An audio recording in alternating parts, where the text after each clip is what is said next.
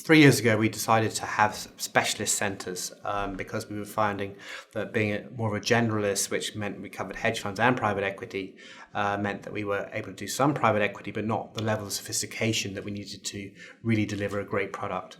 So we invested in using eFront as our specialist solution, which is very proactive and looking to be leading the way in terms of the solutions that LPs can be given in terms of the dashboard reporting. And we've tied in a web-based front end to that as well, so the investors can come and get the information whenever they need it. We've really worked hard to make sure that we have as credible a solution on the private equity side to compete head-to-head with the private equity-only administrators.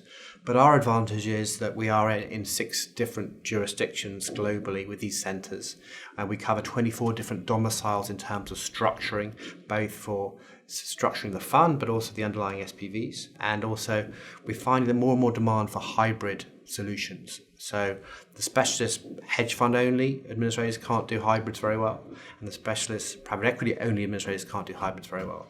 So less than a handful of administrators globally have got that sophistication where they've invested in technology for the private equity piece and the technology for the hedge piece and put it together with a nice web portal packaged around both. For example, there may be a US manager that's looking to invest into some hotels in Australia.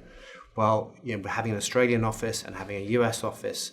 We've actually been able to give them a great seamless solution, which they're really pleased with. That's the benefit of having 33 offices around the world and 24 service centres, but 6 specialist private equity centres as well. It really adds a lot of value. To do private equity well, you have to have people that all they've done is private equity. You can't have someone that's doing a hedge fund or a fund of fund one day and then they're picking up a private equity fund the next day. It's totally different in terms of the accounting, the terminology. So you have to recruit specialists that have been doing this all their lives. And that's why we have the team leaders in each of our centres of excellence. They have all they've done is private equity, and they've used eFront for many years as well, and they've got experience with doing listed funds onto the London Stock Exchange and capabilities like that.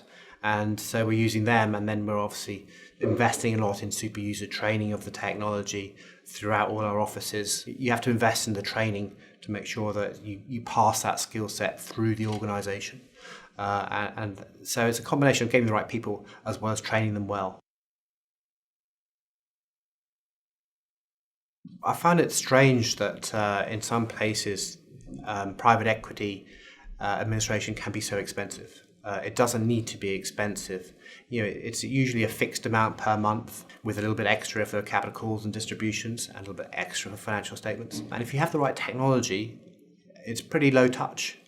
So I find that some of the models of our competitors are probably twice as expensive as they should be. And so we can be very disruptive in terms of the cost in some markets around the world. And in other areas, you don't have very many really specialist administrators at all. Whether you look at Asia, there are 2 or 3. In the US, there may be 5 or 6. I'm talking about the non-bank models because they're the ones which are more flexible and more adaptive and able to support the mid-tier market. The bank models are more really focused on the massive GPs.